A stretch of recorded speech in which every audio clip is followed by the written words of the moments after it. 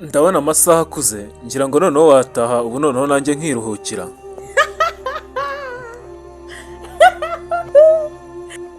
Uri guseka iki se kandi?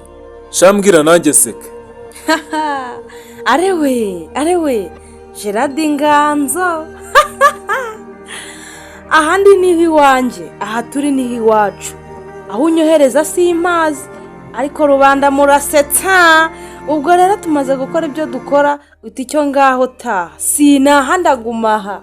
Inka yanjye inka ya data, ku manywa y'ihanga ijoro riraguye. Izo nkurata niwa nkoyemo nimwe, uwo mwirata uburyane hirya. Ahubwo tangira wiyakire, dore ubaye umugabo mu bandi.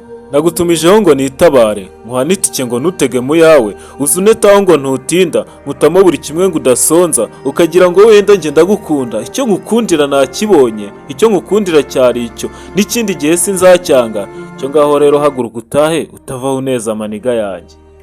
Igikoresho ufite muri iyi nzu ni ikihe ngo untere ubwoba? Imbugita? Imbunda? It's okay, imbunda mama. Niyo warasa sinataha. Icyo wavuga cyose sinkumva. Erega ibisinari nabyiteguye, byose ni wewe wabyiteye. Wanumijeho ngo nze nkurebe, mageze unkorera n'ibidakwiye. Ese ko wanyambuye ntunyambikera? Rero wanyambitse urubwa ndakurahiye. Sinakubeshya ngo ndataha, utavaho nitarutse ibyo wakoze. Ikivi watangiye uragisoza.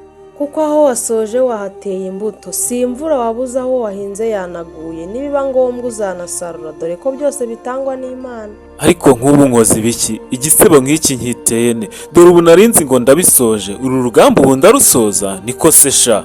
What? Mbaye shana risheri. Fasha nakubahuka mbitinya. Sha ubyite mu wabyaye. Kandi ntuzane bimwe byanyu ngo mfite umwana wo kwirira, ngo mfite n'uwo kwikuza, ngo nimbishaka nzabanga bose, ngo kuko byose ari njye ubigenga. Aho wibeshye. Ariko se nk'ubu uramutse utashye tugapanga neza tutihuse, nkabwira umuryango ko uri uwanjye, bakakwishimira nk'umukazana, kari inzozi zanjye kuva mu bwana, ntitwabona dupanga ibyo byo kubana. Ibyo wivugishwa simbizi, ndahamerera imizi urumirwa neza, ahubwo mvira mu nzira ngira icyo nikorera. Urugo rwatangiye none wowe uracyari muri ayo ngayo.